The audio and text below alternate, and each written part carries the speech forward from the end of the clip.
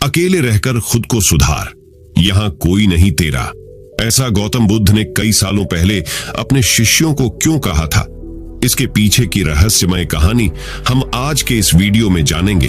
तो दर्शकों, इस वीडियो की शुरुआत करते हैं स्वार्थी यानी कि स्वयं का अर्थ।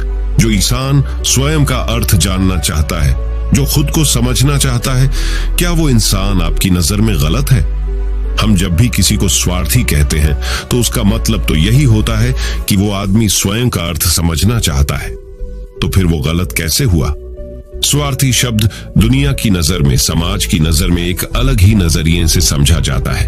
अक्सर हम अपने आसपास ऐसे बेहद से लोगों को देखते हैं जो स्वभाव से बहुत अच्छे प्रतीत होते हैं, यानी कि सब लोगों की मदद करते हैं, सबसे अच्छा व्यवहार रखते हैं। लेकिन इसके साथ हमने ये भी देखा होगा कि ऐसे लोग जो स्वभाव के अच्छे होते हैं, दूसरों की मदद करते हैं, वो दुखी भी ज्यादा रहते हैं। और जो लोग स्वार्थी होते हैं वो फलते फूलते चले जाते हैं। तो ऐसे में परमात्मा की सत्ता पर उंगली उठाना निश्चित है। लेकिन अगर ये सत्य है तो हमें कौन सा मार्ग अपनाना चाहिए? क्या हम भी दूसरों के जैसे बन जाएं? पता नहीं आप में से कितने लोग ये मानते हैं कि अच्छे लोग जीवन में बहुत दुखी रहते हैं, लेकिन इसके पीछे का सत्य क्या है? अगर हम इसके पीछे का सत्य नहीं जानेंगे, नहीं पहचानेंगे, तो कहीं ना कहीं हमारा अवचेतन मन भी बुराई की तरफ झुक जाएगा। इसीलिए अपने मन में ऐसे विचार पनपने से पहले इस बात की पूरी सच्चाई, पूरा निष्कर्ष निकाल लें, ताकि भविष्य में आपको अपने अच्छे होने पे पश्चाताप ना हो, दुख ना हो। आज की जो बौद्ध कहानी मैं आपको सुनाने वाला हूं, उसमें आपको 5 ऐसे तरीके पता चलेंगे जिसके माध्यम से अगर आप कर्म करते हैं तो आप अच्छे कर्म भी कर पाएंगे और दुखी भी नहीं होंगे। एक गांव में आनंद नाम का एक युवक रहता था। उसका भरा पूरा परिवार था। उसके 2 बच्चे थे, उसकी पत्नी थी, लेकिन उसके माता पिता इस दुनिया से चल बसे थे। इसीलिए पूरे परिवार की जिम्मेदारी उसी के कंधों पर थी। बच्चे अपनी पढ़ाई करते थे और उसकी पत्नी अपने घर गृहस्थी के कामों के साथ गाय, भैंस, बकरी इत्यादि का दूध बेचकर अपना घर चलाती थी। और आनंद पहाड़ में पत्थर तोड़ने का काम करता था। बहुत ही मेहनत भरा काम था। पूरे दिन काम करता तो रात को थक कर घर पर वापस लौटता। लेकिन इतनी मेहनत करने के बाद भी अगर आनंद को गांव का कोई भी आदमी मदद के लिए बुलाता तो आनंद कभी भी मना नहीं करता था। उसके जीवन का एक ही सिद्धांत था, अगर मैं दूसरों की मदद करूंगा तो परमात्मा मेरा साथ देंगे, परमात्मा मेरे साथ कुछ बुरा नहीं होने देंगे। आनंद अपने इस सिद्धांत का पालन बहुत ही कड़ाई के साथ करता था। वह इस सिद्धांत पर इतना विश्वास करता था कि अगर कोई बाहर का आदमी उससे मदद मांग ले तो वो अपने घर का काम भी अधूरा छोड़कर उस आदमी की मदद करने के लिए पहुंच जाता था, जिसकी वजह से उसकी पत्नी बहुत परेशान रहती थी। वो अक्सर आनंद को समझाने की कोशिश करती थी कि सबसे पहले अपना काम, अपने परिवार को देखो। 2 बच्चे हैं हमारे और फिर भी तुम दूसरों के काम करने में लगे रहते हो। अरे अपने घर को तो संभालो। अपना घर संभाल नहीं रहा, दूसरों की मदद करने चले हैं। और जब ऐसी ऐसी बातें आनंद के कानों में पड़ती तो उसके हृदय में कांटा चुभने लगता था और उन दोनों में लड़ाई झगड़ा शुरू हो जाता था। अक्सर उनके लड़ाई झगड़े का यही सबसे बड़ा कारण होता था। लेकिन ना तो आनंद अपने आप को बदल पाया और ना ही उसकी पत्नी ने उसको समझाना कभी बंद किया। इसी वजह से आए दिन उनके घर में क्लेश होता रहता था।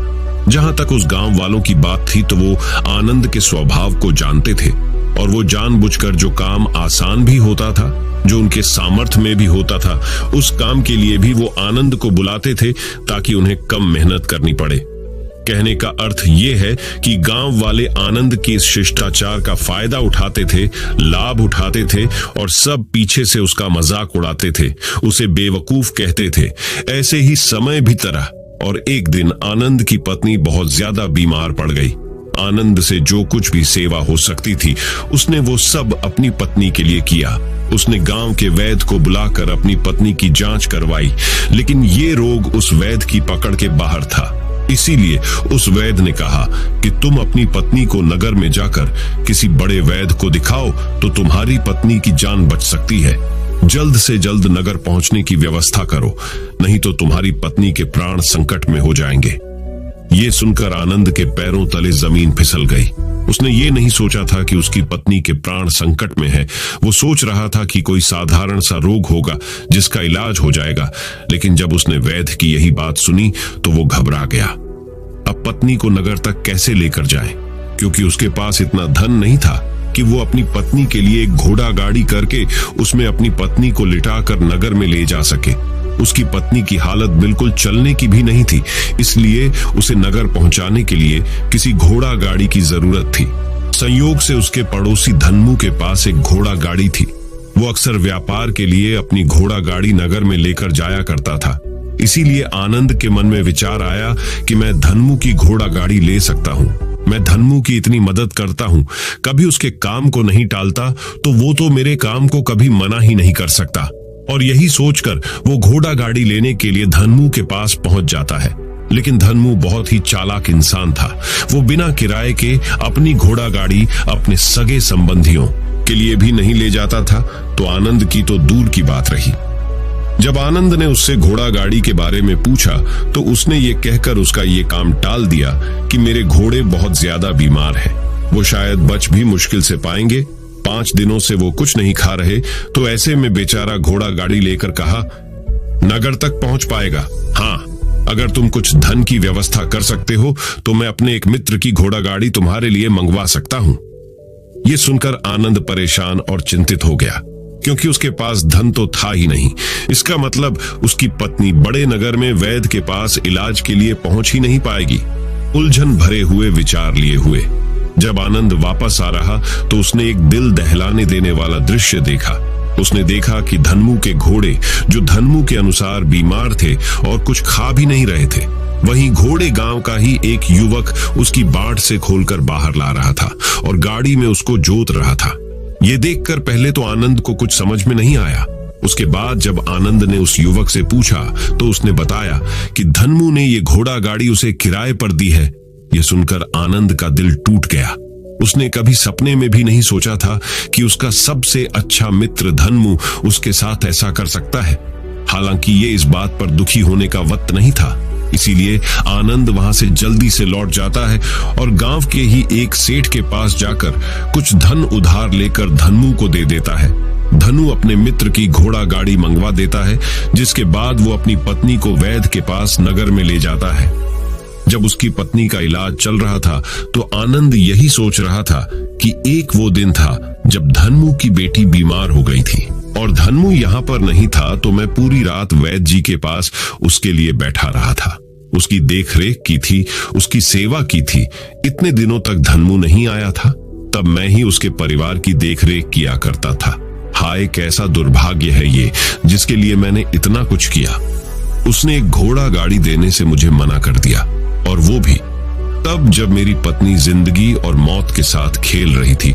कुछ देर बाद वैद्य बाहर आकर आनंद को एक बहुत बुरी खबर देता है। वो आनंद को बताता है कि उसकी पत्नी को कर्क रोग हो चुका है और इसका कोई भी इलाज नहीं है। उसके पास कुछ समय ही शेष बचा है। ये सुनकर आनंद दुखी होकर वहीं जमीन पर बैठ गया। उसकी पूरी दुनिया उजड़ने वाली थी और उसे कोई रास्ता नजर नहीं आ रहा था। कुछ समय बाद उसकी पत्नी चल बसी और अब दोनों बच्चों की जिम्मेदारी उसके कंधों पर आ गई थी। लेकिन यहाँ पर आनंद के सारे सिद्धांत टूट चुके थे, उसके सारे भरम खत्म हो चुके थे।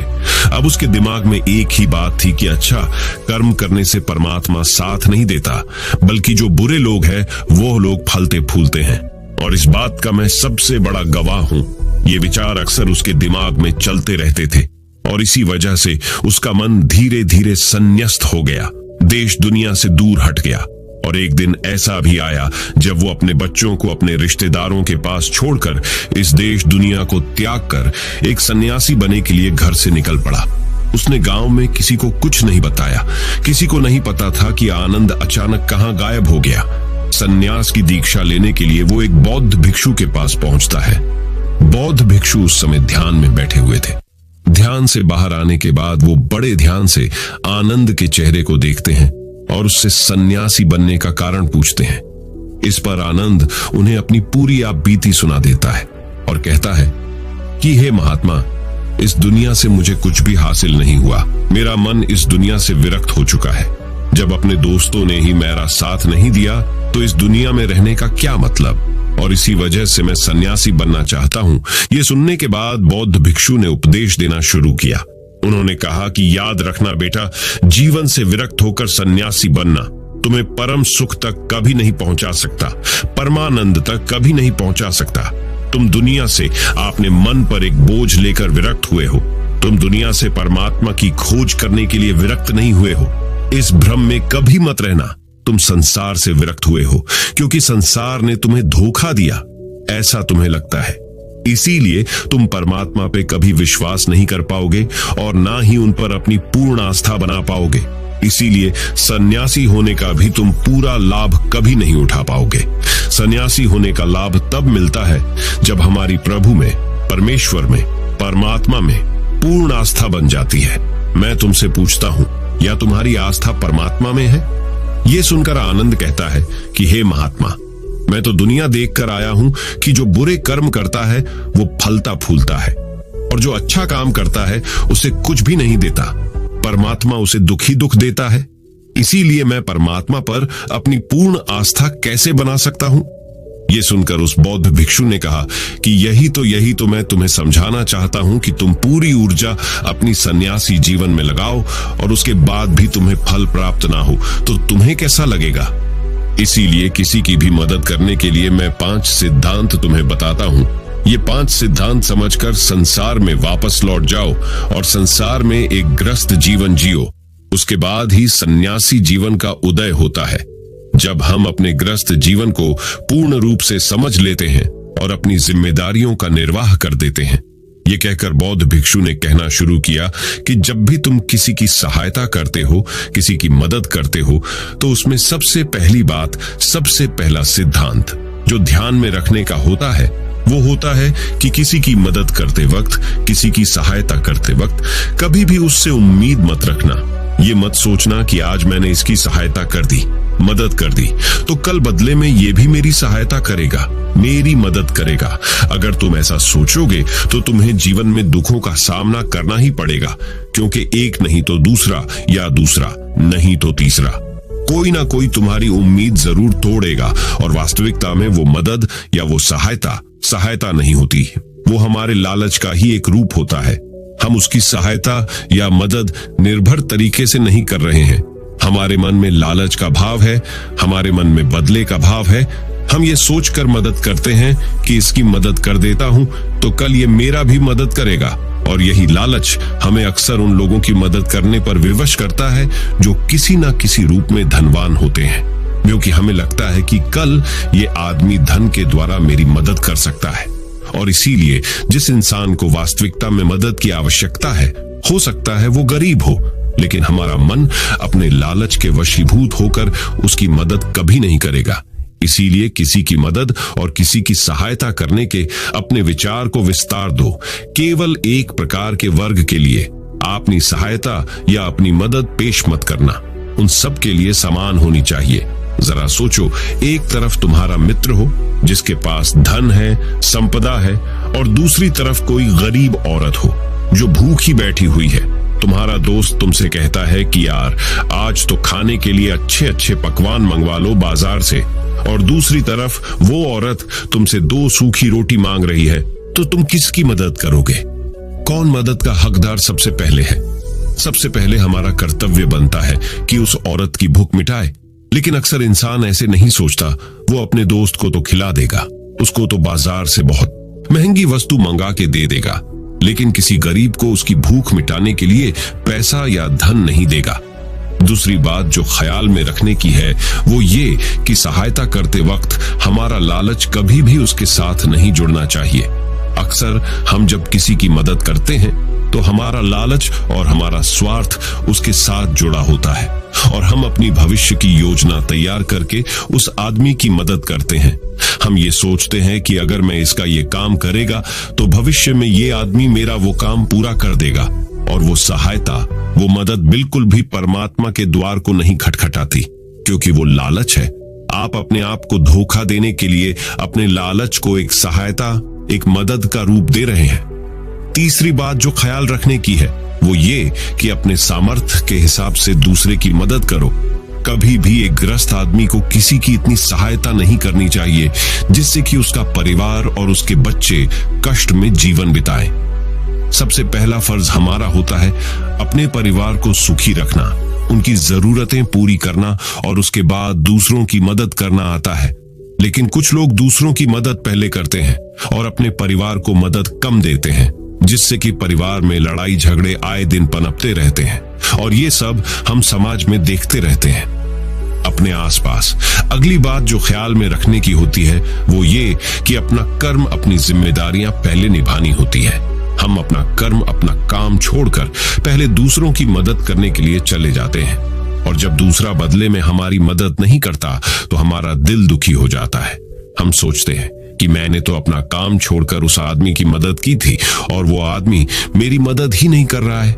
इसीलिए अपना कर्म सर्वोपरि, अपना कर्म सबसे ऊपर, क्योंकि वही काम करने के लिए इस दुनिया में हमारा जन्म हुआ है। और सबसे आखिर में जो बात समझने की है वो ये कि परमात्मा की मर्जी से ही सब कुछ होता है। हमारा कर्तव्य है अपने कर्म को करते जाना।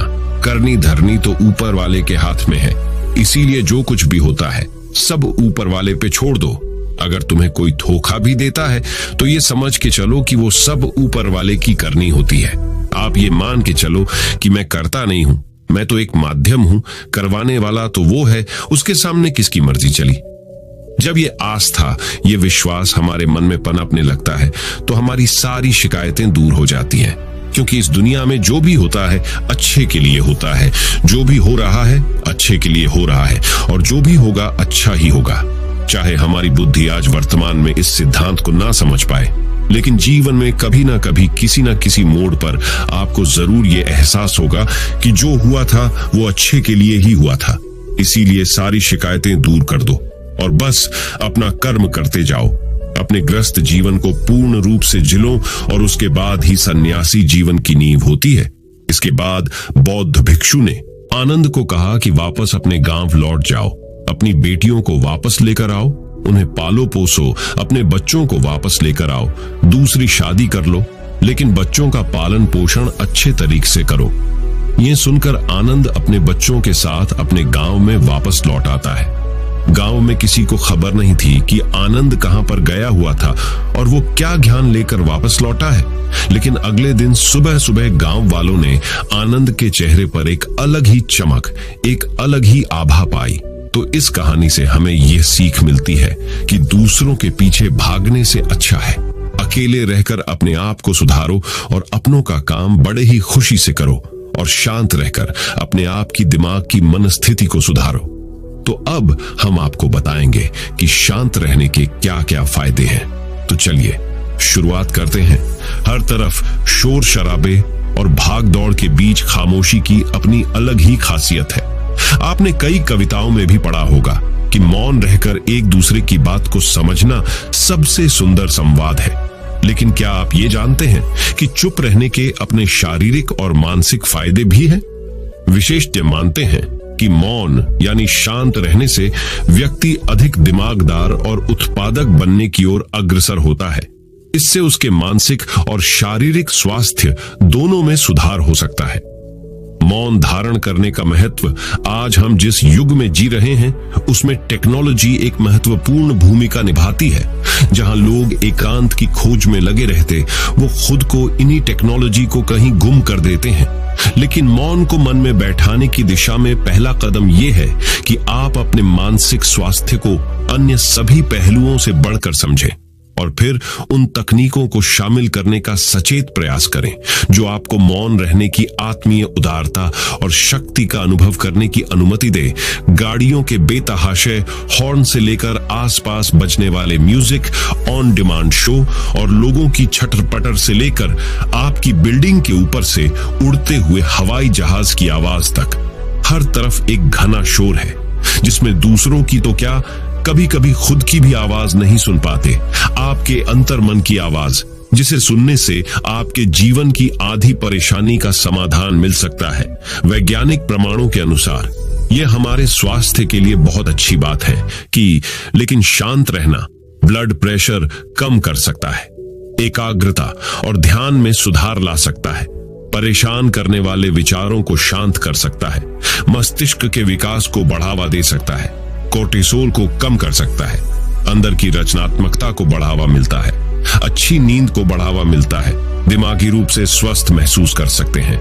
हालांकि यहाँ मौन रहने का मतलब परेशानी में भी चुप्पी साधे रहने से नहीं है, बल्कि अनावश्यक किसी भी शोर से दूर रहने और ध्वनि प्रदूषण से बचना है। मौन रहते हुए धीरे धीरे गहरी सांस लेने से और भी फायदे मिल सकते हैं। चुप रहना है अनेक समस्याओं का हल। तनाव घटाने और एकाग्रता बढ़ाने के लिए हम आपको अब 9 फायदे बनाएंगे।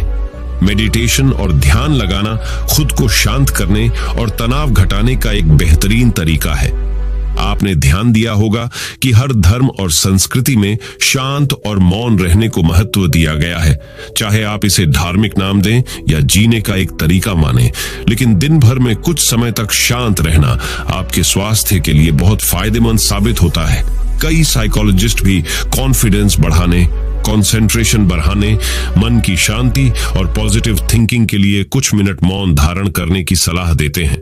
जब हम कुछ समय मौन या चुप रहते हैं तो हमें खुद से बात करने का मौका मिलता है। हम चिंतन मनन करते हैं, जिससे हमारा मन शांत होता है, दिमाग रिलैक्स रहता है और हमारा दिमाग नई ऊर्जा और विचारों से भरता है।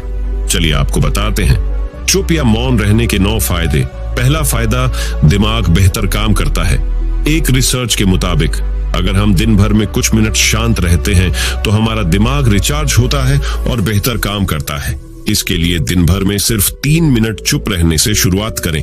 ऐसा करने से आप देखेंगे कि आपका दिमाग ठंडा तो रहता ही है, आपके व्यक्तिगत रिश्तों में भी सुधार होता है। दूसरा फायदा, तनाव वाले हार्मोन नियंत्रित होते हैं। आज के दौर में हर तरफ शोर ही शोर है। इसकी वजह से दिमाग में तनाव पैदा होना लाजमी है। ऐसे में अगर आप हर रोज कुछ देर मौन रहने की प्रैक्टिस करते हैं तो इससे आपके तनाव पैदा करने वाले हार्मोन के लेवल में कमी आती है। इससे आपका दिमाग शांत होता है, गुस्सा नियंत्रित रहता है और तनाव बढ़ाने वाले हार्मोन्स का लेवल घटता है। तीसरा फायदा, ब्रेन सेल्स बनती है। अक्सर तनाव, स्ट्रेस, एंजाइटी और लगातार बोलते रहने और शोर शराबे के चलते हमारे दिमाग की कोशिकाएं मरने लगती हैं। ऐसे में कुछ देर मौन रहने से हमारे दिमाग की सेल्स दोबारा बनती है और उनका पुनः निर्माण हमारे दिमाग की शक्ति बढ़ाता है। इससे हमारी एकाग्रता बढ़ती है और दिमाग तेज होता है। चौथा फायदा, क्रिएटिविटी बढ़ती है। जब हम दिन भर की उलझनों में उलझे रहते हैं, इस वजह से हम शांत होकर सोचने समझने की क्षमता खोने लगते हैं। इस वजह से हमारी क्रिएटिविटी खत्म होने लगती है। जब हम कुछ देर मौन रहते हैं तो हमारे दिमाग की नई नई क्रिएटिविटी उभर कर सामने आती है। हम में सोचने समझने और सुनने की क्षमता बढ़ती है और हम कुछ नया कर पाते हैं। पांचवा फायदा, परिस्थितियों का सामना बेहतर ढंग से करते हैं। एक रिसर्च में पाया गया है कि जो लोग मौन रहने की आदत डालते हैं वो मुश्किल और तनावपूर्ण परिस्थितियों से बेहतर ढंग से निकल पाने में सक्षम होते हैं। इसकी वजह यह है कि मुश्किल परिस्थिति में वो अपना आपा नहीं खोते और लॉजिक के साथ सोचने की काबिलियत रखते हैं। इस कारण वो परिस्थितियों का बेहतर सामना कर पाते हैं। छठा फायदा दिमाग के लिए है ये एक्सरसाइज। हमारे शरीर का सबसे जटिल हिस्सा दिमाग होता है। ये पूरे शरीर को चलाता है और ये हमारे सभी इमोशंस को कंट्रोल करता है। ऐसे में जरूरी है कि हम अपने दिमाग को भी व्यायाम करवाएं। जिस तरह शरीर को मजबूत बनाने के लिए शारीरिक व्यायाम जरूरी है, उसी तरह दिमाग को मजबूत बनाने के लिए उनकी ताकत बढ़ाना जरूरी है। मौन रहना दिमाग के लिए एक व्यायाम जैसा ही है और इससे दिमाग की मांसपेशियां तंदुरुस्त रहती हैं। सातवां फायदा पॉजिटिव विचारों का संचार। मौन रहना हमारे दिमाग को पॉजिटिव विचारों से भरता है। जब हम दिमाग को बाहरी शोर शराबे से दूर करते हुए कुछ समय खुद पर केंद्रित करते हैं तो हम अपने आसपास की अच्छाइयों को बेहतर ढंग से देख और समझ पाते हैं। इसके साथ ही हम अपने आसपास और खुद के भीतर की अच्छाइयों को अप्रिशिएट कर पाते हैं। इसीलिए कुछ समय मौन रहते हुए खुद को समझना, अपने भीतर झांकना और अपने बारे में समझना एक बेहतरीन प्रैक्टिस है। आठवां फायदा एक अच्छे श्रोता और समीक्षक। चुप रहना और कुछ समय तक खुद को स्थिर रखना आपको एक अच्छा श्रोता और समीक्षक बनाता है। ऐसा इसलिए क्योंकि जब आप चुप रहते हैं तो आप बोलने की बजाय अधिक से अधिक सुनते हैं और उसका विश्लेषण कर पाते हैं। इससे आप पूरे तर्क और वितर्कों को जानने के बाद सही फैसला ले पाते हैं। आप सभी पक्षों को सुनते, समझते और डिसीजन ले पाते हैं। चुप रहना आपके दिमाग को शांत करता है और आपको लॉजिकल समीक्षक बनाता है। 9वां फायदा, कैसे रखें खुद को। कुछ मिनटों के लिए मौन रहने के लिए लोग बहुत तरीकों का सहारा लेते हैं।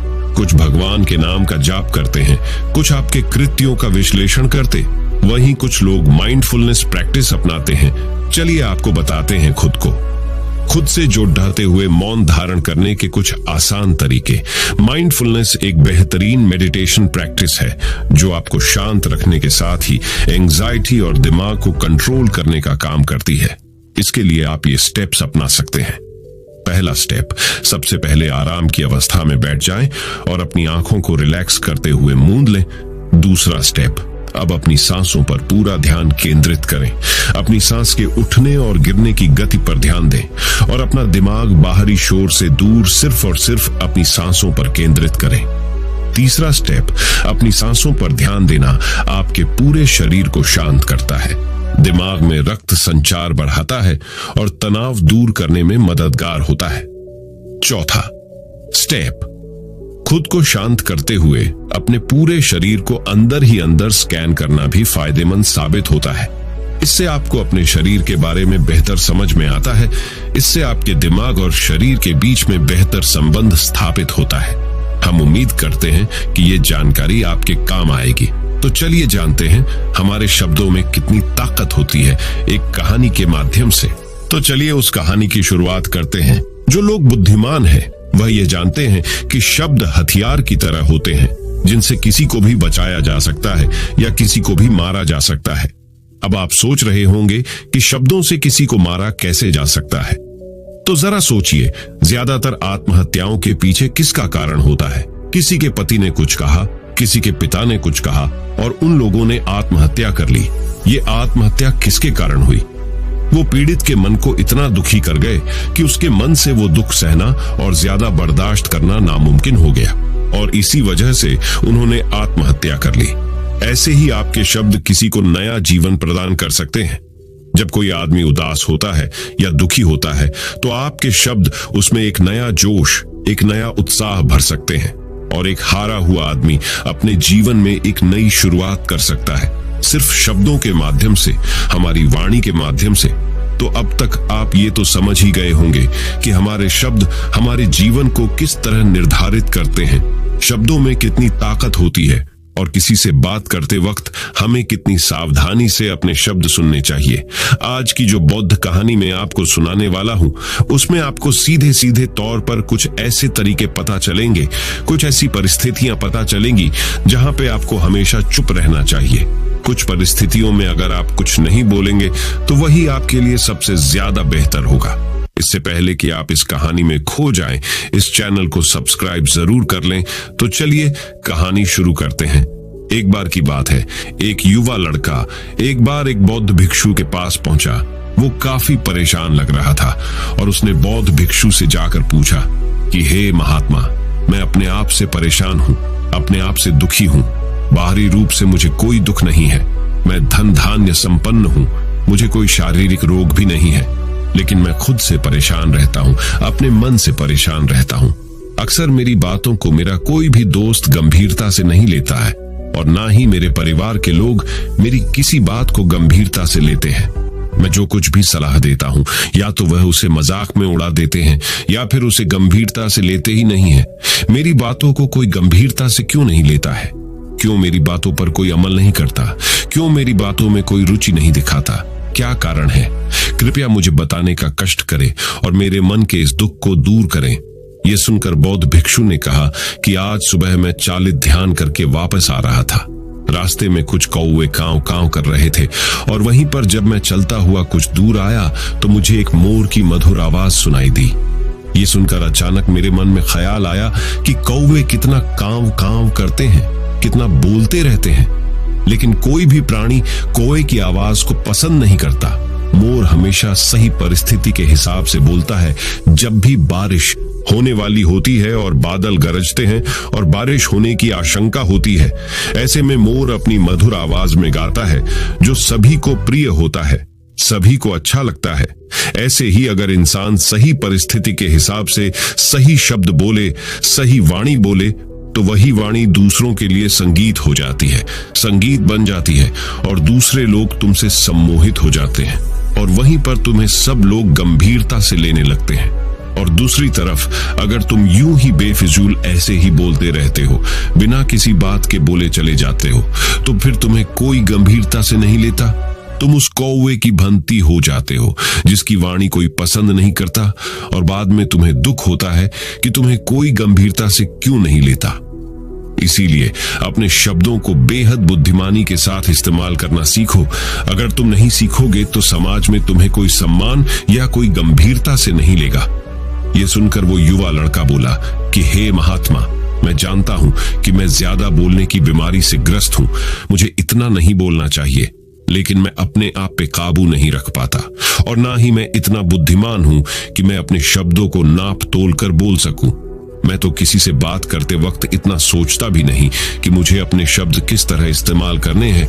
कृपया करके कुछ ऐसी परिस्थितियां बता दीजिए जहां पर मुझे कम बोलना है या फिर बोलना ही नहीं है, हमेशा चुप रहना है। अगर आप मेरा ऐसे मार्गदर्शन कर सकते हैं तो मेरा जीवन आसान हो जाएगा और मुझे ज्यादा दिमाग या अपनी बुद्धि लगाने की भी जरूरत नहीं पड़ेगी।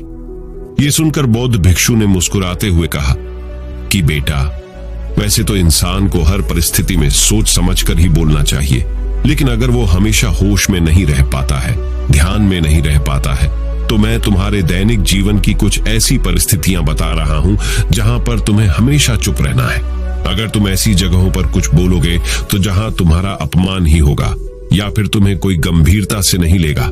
सबसे पहली जगह है, या यूं कहे ऐसी परिस्थिति जहां पर इंसान को हमेशा चुप रहना चाहिए, वो है जब किसी ऐसे विषय के बारे में बातचीत हो रही हो जिसके बारे में आपको कोई जानकारी ही नहीं है। तो ऐसी परिस्थिति में व्यर्थ में बीच में टांग अड़ाना, अपना ज्ञान देना, व्यर्थ का ज्ञान, आपको कुछ पता नहीं है लेकिन फिर भी आप अपना ज्ञान देने के लिए उत्सुक हैं, तो ऐसी जगह पर आपका अपमान ही होगा। जरा तुम खुद सोचो, जब कोई बीमार आदमी अपनी बीमारी के बारे में चर्चा कर रहा हो और आपको उस बीमारी के बारे में कोई भी ज्ञान नहीं है, लेकिन फिर भी आप व्यर्थ में, बेकार में उसे ऐसी ऐसी औषधियों बता रहे हैं जिनका उसकी बीमारी से कोई तालमेल ही नहीं है, तो ऐसे में आप अपनी प्रतिष्ठा अपने हाथों से खो रहे होते हैं और आपको पता ही नहीं होता। ऐसी परिस्थिति में आदमी को हमेशा सुनना चाहिए। ध्यान से सुनना भी एक कला होती है। अगर आप सुनने का दिखावा करेंगे तो कहीं ना कहीं सामने वाले आदमी को ये एहसास हो जाता है कि ये मेरी बात पूरे ध्यान से नहीं सुन रहा है। इसीलिए जब आपको किसी विषय के बारे में पूरी तरह से जानकारी ना हो तो वहां पर केवल अपने कान लगाना ही ज्यादा महत्वपूर्ण होता है, ज्यादा जरूरी होता है। आप उस इंसान की बातें ध्यान से सुन सकते हैं और इसी बीच आप दोनों के बीच एक संबंध पैदा होगा और उस संबंध सच्चा होगा, क्योंकि आपने उसके बात को बड़े ही ध्यान से सुना है और इस बात का पता सामने वाले को भी होता है। तो हम बिना कुछ बोले, सिर्फ सुनने मात्र से किसी को अपना दोस्त बना लेते, अपना मित्र बना सकते हैं। इस बात को हमेशा ध्यान में रखना। दूसरी जगह जहां इंसान को हमेशा चुप रहना चाहिए वो है खाना खाते वक्त। खाना इंसान को हमेशा चुप रहकर खाना चाहिए, मौन रहकर खाना चाहिए।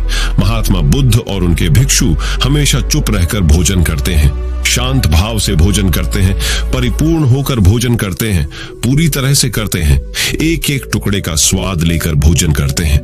और ऐसा भोजन जब आपके शरीर में पहुंचता है तो वो आपके अंग अंग तक ऊर्जा पहुंचाता है। अक्सर हम भोजन करते वक्त कुछ ना कुछ बोलते रहते हैं, कुछ ना कुछ सुनते रहते हैं, लेकिन मौन रहकर पूरा स्वाद लेकर उस भोजन को कभी नहीं करते। हम उस भोजन को करते वक्त आधे अधूरे ही रहते हैं और इसीलिए हमारा शरीर रोगों से ग्रस्त हो जाता है। जरा तुम खुद सोचो, बौद्ध भिक्षु हमेशा भिक्षा लेकर भोजन करता है और भिक्षा भी कितनी बिल्कुल मामूली सी, और वो भी एक वक्त। तो एक वक्त भोजन करने के बाद भी वो इतने स्वस्थ रहते थे, इतने उत्साह, जोश और आनंद से भरे होते थे। और हम तो इतना खाना खाते हैं इतने सारे भोजन की सामग्री हमारे लिए उपलब्ध होती है, लेकिन हमारे शरीर में कोई ऊर्जा नहीं होती। इसका सबसे बड़ा कारण होता है कि हम अपना भोजन होश में नहीं करते हैं, परिपूर्ण होकर नहीं करते हैं, मौन रहकर नहीं करते हैं। इसीलिए अपना भोजन हमेशा मौन रहकर ही करो। तीसरी जगह जहां पर अगर आपने चुप रहना सीख लिया तो इसका मतलब यह है कि आपने अपने ऊपर विजय हासिल कर ली। जी हां, गुस्से में शांत रहना या चुप रहना इतना आसान नहीं होता है। अक्सर हम गुस्से से भरकर कुछ ऐसे शब्द या अपशब्द बोल जाते हैं जिसका पछतावा हमें हमेशा बाद में होता रहता है। लेकिन जुबान से निकला हुआ शब्द वापस नहीं हो सकता, उस शब्द को मिटाया भी नहीं जा सकता। अब वो जिंदगी भर हमारे दामन से जुड़ चुका है और वो गुस्से में बोला गया।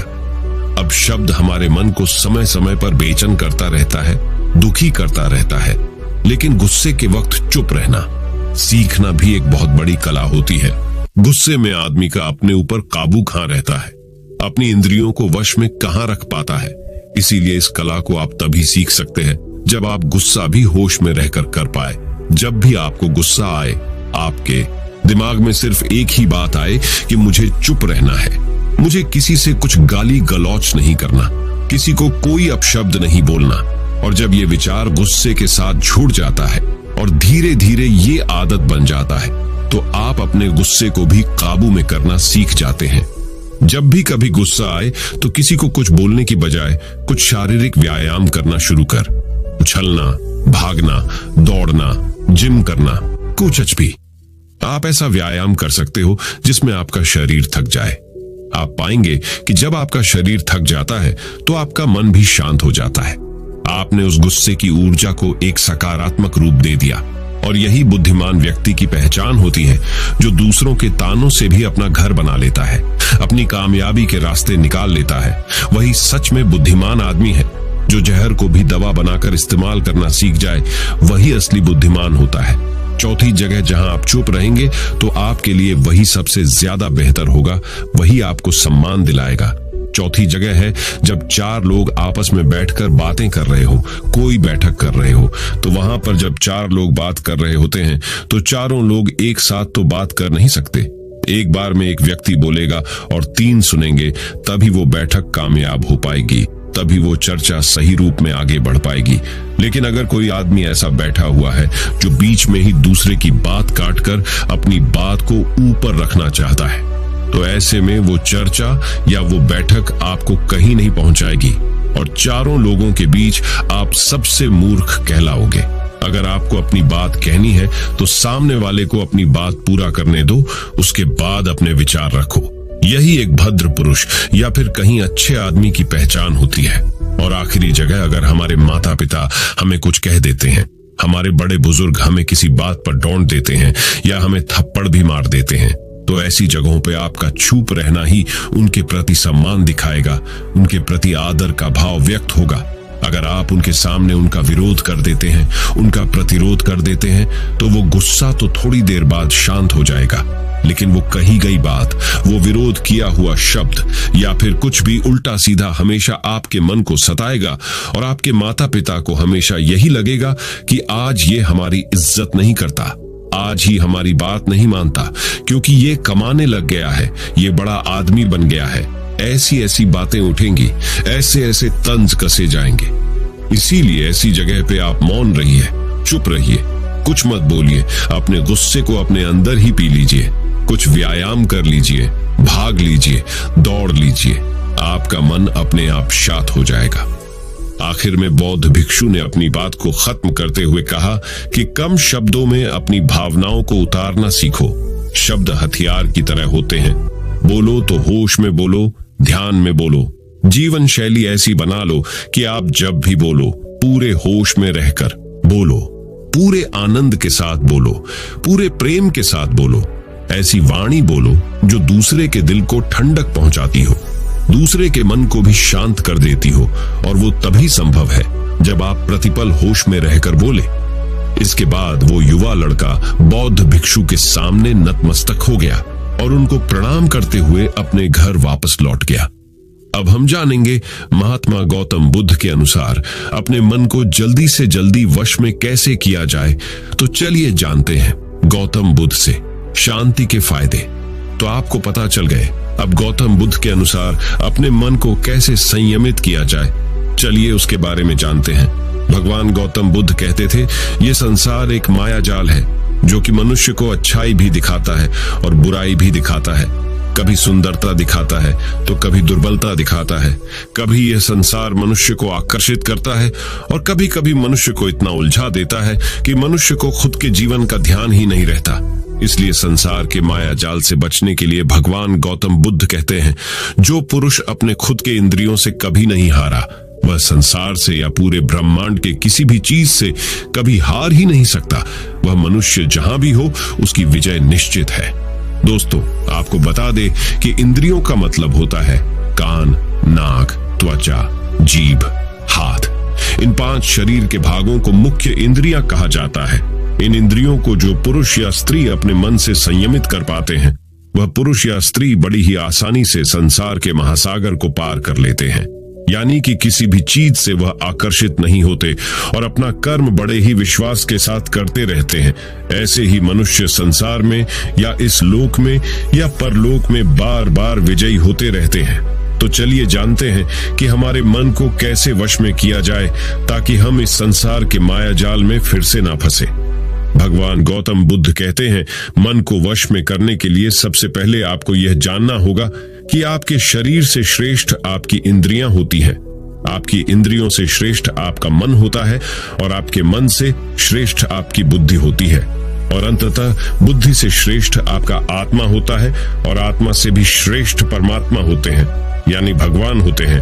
तो अगर आपके मन को वश में करना है तो सबसे पहले आपकी बुद्धि में यह विचार करें कि मैं आज से बुरे कामों के बारे में सोचूंगा भी नहीं और मेरे अच्छे काम विश्वास से करता रहूंगा। दोस्तों, अगर आप बुरी आदतों के बारे में सोचोगे ही नहीं तो वह आदतें आपकी बुद्धि पर हावी नहीं होगी और आप कभी गलत काम नहीं करोगे।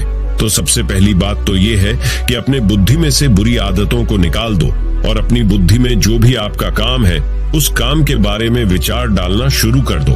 फिर आपकी बुद्धि आपके मन को आपके काम के बारे में संदेश देगी और मन सभी इंद्रियों को वश में करके आपके काम के ऊपर लगा देगा। तो इसी तरह से करते करते आपका मन एक दिन अवश्य ही वश में हो जाएगा और जिस व्यक्ति का मन वश में हो जाता है उस व्यक्ति के मन में हमेशा ही भगवान वास करते हैं। तो देखा दोस्तों, मन को वश में करने के लिए सबसे पहले आपको अपनी बुद्धि को अपने काम के बारे में ज्ञान देना होगा और बुद्धि में से बुरी आदतों को बिल्कुल निकलना होगा, यानी कि उनके बारे में सोचना ही छोड़ना होगा। तब जाकर आप अपने मन को वश में अवश्य ही कर पाओगे और जब आप अपने मन को वश में कर लोगे तब आपके लिए सुख दुख, सर्दी गर्मी और मान अपमान सब एक जैसा होगा और आप इस दुनिया के माया से परे हो जाओगे। आपको कोई भी चीज आकर्षित नहीं कर पाएगी, उल्टा आपसे ही लोग आकर्षित होंगे और आप जैसा भी काम करते हैं लोग भी आपको देखकर वैसा ही काम करेंगे और लोगों को आप एक आकर्षित और बुद्धिमान मनुष्य लगोगे।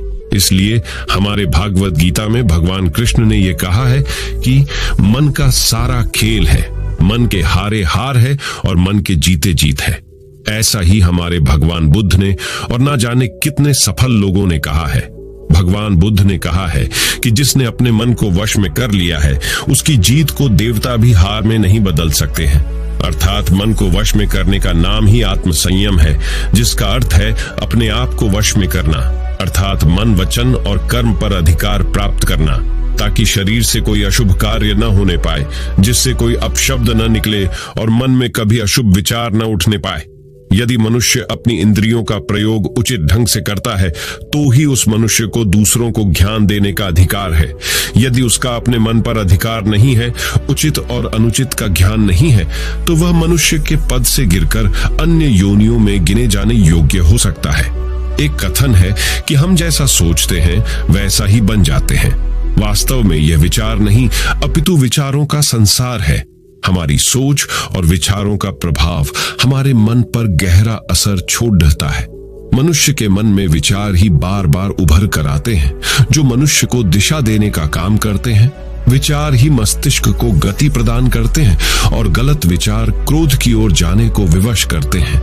यह हमारी भूल है कि हम सोचते हैं कि वचनों की कोई शक्ति नहीं है। संसार में जो भी हुआ, जो भी हो रहा है और जो भी होगा सब हमारे कर्म के प्रभाव से हुआ है, और जो हो सकता है और आगे जो होगा वह कर्म की शक्ति से होता है, वह विचारों की शक्ति होती है। यदि हमारे अंदर आत्म संयम नहीं है तो आत्मिकता का धन हमारे हाथ नहीं आ सकता है। हम इंद्रियों के जाल में फंसकर पहले तो निर्मल होंगे, फिर अपमानित होते हुए पहले अपना अनिष्ट करेंगे और फिर किसी और का करेंगे। ये सच है कि जो लोग दूसरों के लिए सोचते हैं उनका मन विश्वासपूर्ण विचारों का स्रोत है। इसलिए यदि बुराई से बचना हो तो अपनी दिशा को भलाई की ओर मोद्धा देना चाहिए। वास्तव में यदि आप जीतना ही चाहते हैं तो सबसे पहले आत्म संयम की आदत डाल लें, क्योंकि संयम का अर्थ ही है अपनी बिखरी हुई शक्तियों को निश्चित दिशा देना। मान लीजिए जिस कार्य को नहीं करना है और जब उसे ही करने के लिए मन आकर्षित करता है तो आप उसे प्रयास पूर्वक रोकने के लिए मन बना लें। उसे ही आत्म संयम कहते हैं। संयम का अर्थ है जब हम आकर्षणों की ओर जाने के लिए हमारा मन सहज रूप से रुक जाए। गांधी जी ने कहा था कि अनुशासन और बलिदान के बिना मुक्ति की आशा नहीं की जा सकती है। लेकिन यह बात भी सच है कि लोग अक्सर गुस्से में विवेक शून्य होकर तुरंत अपने आत्म संयम को गुस्से में खो देते हैं। यह सच है कि समय बीतने के साथ लोगों के आत्म संयम में भारी कमी आई है। इसके गंभीर परिणाम सामने भी आए हैं। इसलिए आत्म संयम की उपयोगिता को किसी भी हाल में कम नहीं आंका जा सकता है। लेकिन यह भी सच है कि शुरुआत में आत्म संयम का मार्ग थोड़ा कठिन लगता है। अर्थात मन को वश में करने का नाम ही आत्म संयम है। मनुष्य को मिली हुई शक्तियों को निश्चित दिशा देना संयम कहलाता है। तो दर्शकों, उम्मीद है कि आपको मन को वश में करने का उपाय और शांति के फायदे और कहां-कहां आपको शांत रहना है इसके बारे में इस वीडियो के माध्यम से पता चला होगा। और मुझे यह आशा है कि आप अवश्य ही अपने मन को वश में करोगे और जिंदगी के सभी क्षेत्रों में अवश्य ही सफल होकर अपने परिवार का नाम रोशन करोगे। ऐसी ही और गौतम बुद्ध की प्रेरणादायक सीख लेने के लिए हमारे चैनल को फॉलो करें। और यह वीडियो आपको पसंद आया हो तो हमारे चैनल को सब्सक्राइब कीजिए और इस वीडियो को एक लाइक कीजिए और इस वीडियो को जितना हो सके उतना अपने दोस्तों के साथ शेयर करें। मिलते हैं हमारे अगले वीडियो में। नमो बुद्धाय।